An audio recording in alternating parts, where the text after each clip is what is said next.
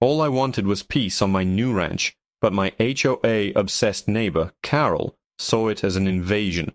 What started with a clipboard and a condescending smile soon escalated into police sirens, handcuffs, and a fight for my freedom that would shock an entire community.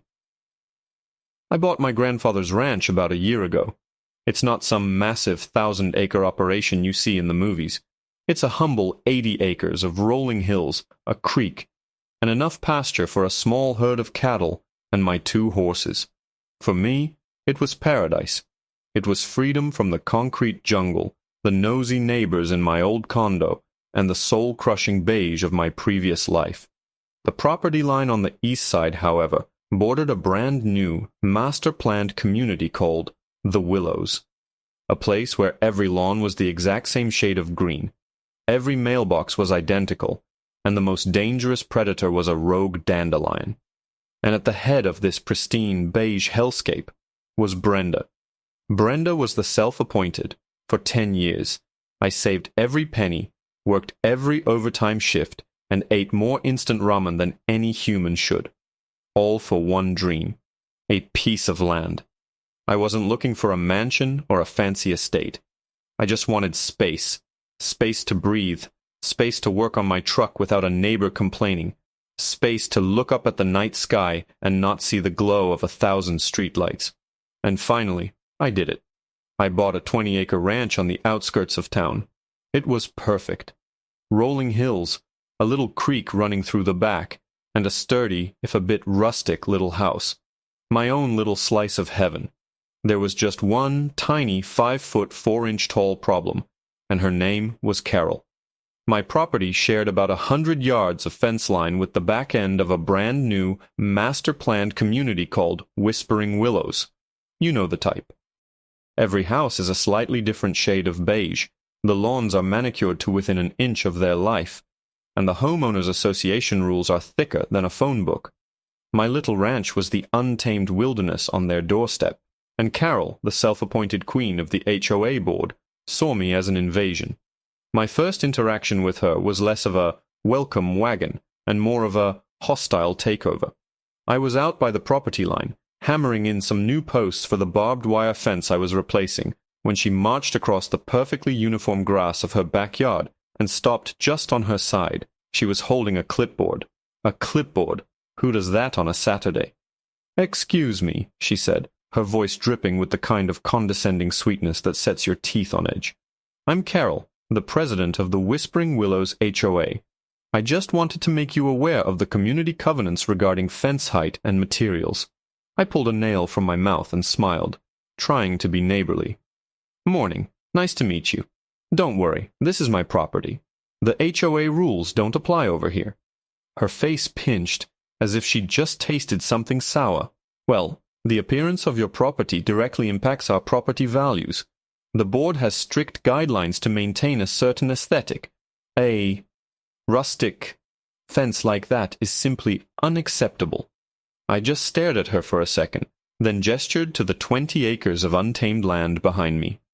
"Ma'am, with all due respect, this is a working ranch. It's supposed to be rustic. My cows don't really care about aesthetics." That was the wrong thing to say. From that day on, I was her personal project. She'd stand on her patio with binoculars, watching me work. She sent certified letters, which I promptly used as kindling, about the color of my barn roof and the unauthorized agricultural vehicle, my 20-year-old Ford F-250, being visible from her kitchen window. Each time I politely ignored her. I was on my land. I was minding my business. I wasn't in her beige, rule-obsessed little world. I thought she'd eventually get bored and move on to harassing someone about the height of their garden gnome. I was wrong. The breaking point came last Tuesday. I was having a big delivery of steel posts and wire for the new fence, and the delivery truck was a massive semi.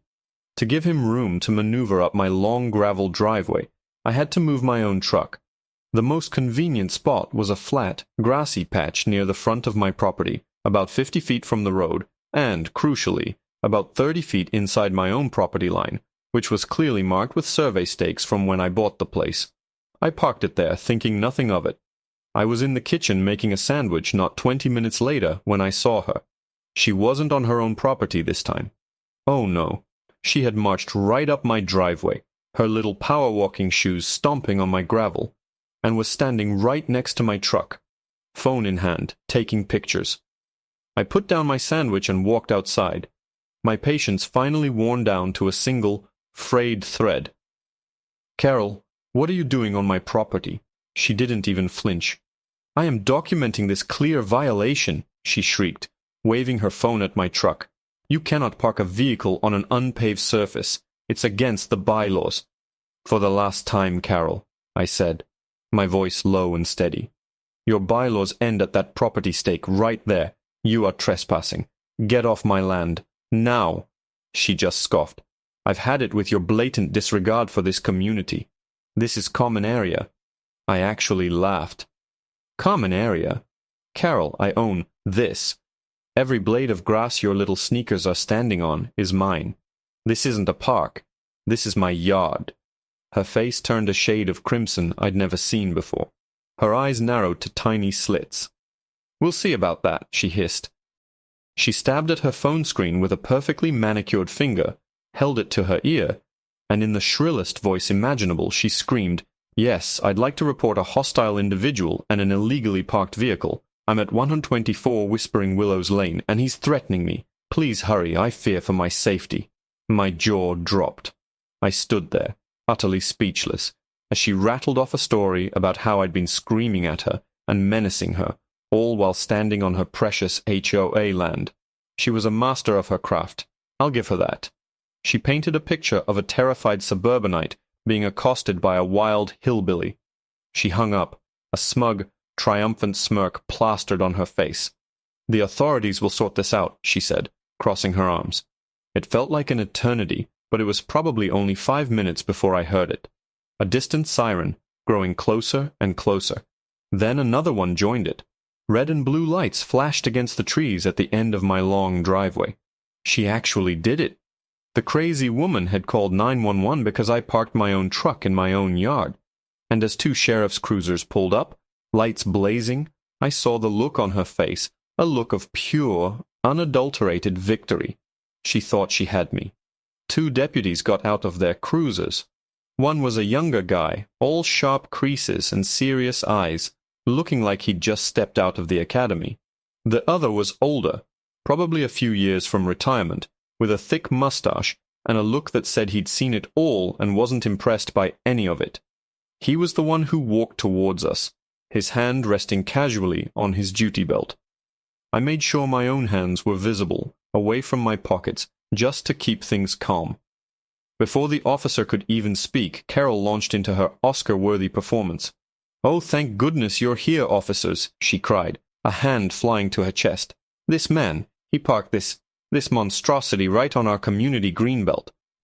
When I came to inform him of the rules, he became belligerent. He was screaming, threatening me. I was terrified. The older deputy, whose name tag read Sanderson, gave my old truck a slow, unimpressed glance, then looked at me. I stood my ground, my arms crossed loosely. I just shook my head slightly. "Sir, that's not what happened." "He's lying!" Carol shrieked, pointing a trembling finger at me. "He's always been a problem. He refuses to abide by any of the covenants. This is just the latest violation. He's creating a public nuisance and menacing a board member." Deputy Sanderson let out a long, slow sigh that seemed to carry the weight of 1,000 petty neighbor disputes. He turned his gaze fully on Carol. "Ma'am, let's calm down for a second. You're saying this is community property? Part of the Whispering Willows HOA?" "Yes, absolutely," she declared, beaming as if she'd just won the lottery. "Our jurisdiction extends to that line of decorative rocks over there," she said, gesturing vaguely towards a landscaping feature that was a good 50 yards onto her side of the fence. She either had no idea where the property line was, or she was lying through her teeth. My money was on the latter. Sanderson looked from the rocks to my truck, then back to the rocks. A small frown creased his forehead. He turned to me. "And what's your side of it, sir?" "My side is simple," I said, keeping my voice even. "This is my ranch. I own all of it, from the fence line over there, all the way back to that creek. The legal property line is marked by those orange-topped survey stakes. I pointed to the small metal stake, partially hidden in the grass, not 5 feet from where the deputy was standing. It was plainly visible. I parked my truck on my own land. This woman trespassed up my driveway to take pictures of it, and when I told her to leave, she called you and lied about what happened. Carol gasped, a perfect imitation of pure outrage. The nerve! He's trying to steal our land. Officer, you have to do something. The younger deputy had started walking the line I'd indicated, his eyes scanning the ground. He stopped right at the survey stake. Got a marker here, Dave, he called out to Sanderson. Deputy Sanderson nodded, his eyes never leaving Carol's face. Ma'am, are you certain about that decorative rock line being the boundary? Of course, I'm certain. I'm the HOA president. I have the plat maps in my office, she snapped, her confidence starting to crack just a little. The smugness was being replaced by a defensive edge. Well, that's good, Sanderson said, his voice flat. Because according to this official survey marker, your HOA's jurisdiction ends about 100 feet behind you. This gentleman's truck is parked well within his property. In fact, he took 2 steps to his left and looked down at Carol's feet. You are too. You're currently standing on his property. You're the one who is trespassing. The silence that followed was deafening. The only sound was the chirping of crickets and the low hum of the police radio. Carol's face went through a rapid series of emotions. Confusion, indignation, panic, and finally pure, unadulterated fury. Her cheeks flushed a deep, blotchy red. That's ridiculous, she sputtered. Those stakes don't mean anything. Anyone could have put them there. This is a deliberate attempt to intimidate me. Deputy Sanderson finally looked away from her and met my eyes. He gave me a look that was part apology, part confirmation. He'd seen this show before. He knew exactly what was going on. He turned back to Carol, his entire demeanor shifting. The weary, going-through-the-motions cop was gone. In his place was a stern officer of the law who was very, very annoyed.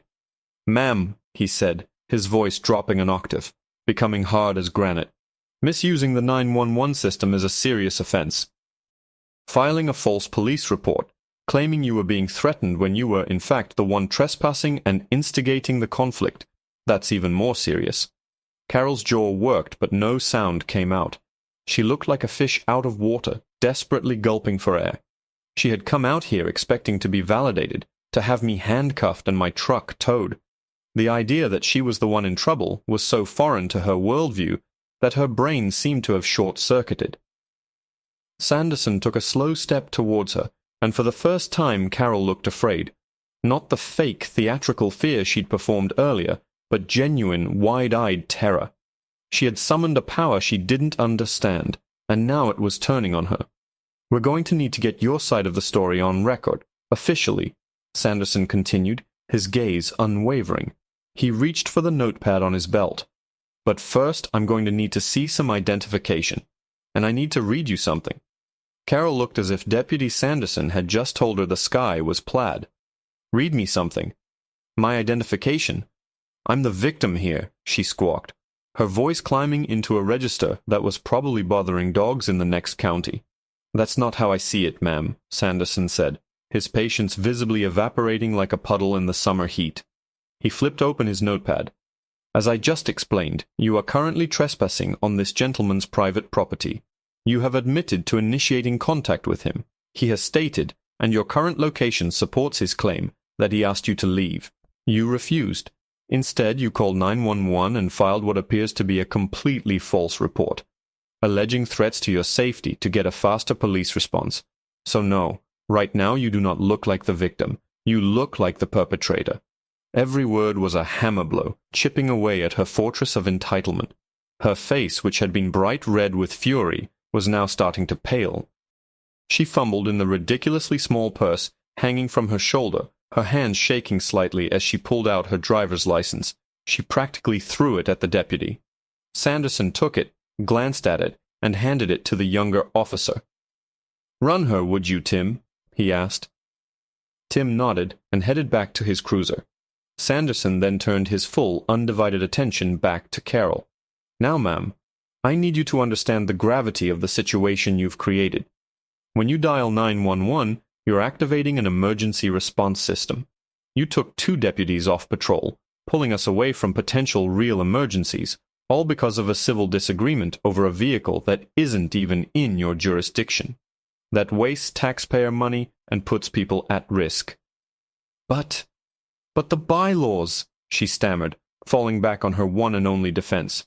The aesthetics, our property values. Your bylaws are not laws, Sanderson said, his voice sharp and clear, cutting through her protests. They are a private contract between you and your fellow homeowners. They have 0 authority over Mr. He paused and looked at me. Miller, I supplied. James Miller. Over Mr. Miller or his property. You can't enforce your beige house rules on a 20-acre ranch, no matter how much you want to. He could paint his barn purple with pink polka dots and park a rusty tractor on his front lawn for a decade, and as long as he's on his own land, there's not a single thing you or your HOA can legally do about it. I had to bite the inside of my cheek to keep from grinning. A purple barn with pink polka dots. The idea was tempting. Tim returned from the cruiser, handing the license back to Sanderson. She's clean, he said quietly. Of course I'm clean, Carol snapped, snatching her ID back. Sanderson ignored her, his eyes locking onto mine. Mr. Miller, I apologize for the intrusion. It's clear to me what's happened here. Now, I have a decision to make. Filing a false report is a misdemeanor. Trespassing is also a misdemeanor. Technically, I could arrest this woman right now. Carol let out a sound that was half gasp, half sob. The word arrest had finally pierced her bubble. This wasn't a game anymore. This was real. The manicured lawns and HOA violation letters of her world were colliding with the cold, hard reality of the law, and she was on the wrong side of it. However, Sanderson continued, still looking at me, that involves a lot of paperwork. It clogs up the courts. Often in situations like this, we find a simpler solution is more effective. The decision of whether or not to press charges for the trespassing ultimately lies with you. It's your property. He was giving me the power. He was handing me the sword to either fall on or wield against the dragon who had been terrorizing my peaceful existence. I looked at Carol. She stood there trembling, her face a mess of tear-streaked makeup and shattered arrogance. For the first time, she wasn't the HOA queen on her throne. She was just a scared woman who had let her obsession with control push her way too far. I could have had them haul her away. I could have made her life a living hell, dragging her through the legal system, just like she had tried to do to me. I thought about the certified letters, the binocular surveillance, the sheer, unmitigated gall of it all. But then I looked at my ranch. I bought this place for peace. Dragging this out in court for months didn't feel peaceful. It felt like letting her win, letting her poison my slice of heaven even more. I don't want to press charges, I said, my voice firm. The relief that washed over Carol's face was so profound it was almost comical, but I wasn't done. I held up a hand. On one condition. Sanderson raised an eyebrow. I'm listening. I want her formally trespassed from my property, I said. I want it on record that if she, or any other member of her HOA board, ever sets foot on my land again, for any reason, they will be arrested immediately. No warnings, no discussions. Sanderson's mustache twitched, and I could have sworn he was hiding a smile. That seems more than reasonable. Ma'am, he said, turning back to the now silent Carol. You heard the man. I am now giving you an official criminal trespass warning for this entire property. Do you understand what that means? She just nodded meekly, her eyes fixed on the ground. It means if I get called back out here, and you are anywhere past those survey markers, you will go to jail. End of story. Am I clear? Yes, she whispered. Good, Sanderson said. He then took a step closer to her, lowering his voice so only she and I could hear it. And let me give you a piece of free, friendly advice. Stop harassing this man. You're lucky he's being so reasonable. The next person you pull a stunt like this on might not be. Now go home. She didn't need to be told twice. She turned and practically sprinted down my driveway, not looking back once. As she disappeared around the bend, Sanderson finally let a small grin show. Well, he said to me, that was about as exciting as my Tuesday was going to get. Thanks for handling that so professionally, Deputy, I said, genuinely grateful. No problem, Mr. Miller. Most people are reasonable. "You just got unlucky with your neighbor," he said, tipping his hat. He and his partner got back in their cruisers and drove off, leaving me alone in the sudden silence. I looked at my truck, parked peacefully in my yard. I looked over at the beige kingdom of whispering willows. I felt a sense of finality, of victory. I thought it was over. I really did. But about an hour later, as the sun began to set, I saw something that made my blood run cold. It wasn't Carol with her binoculars.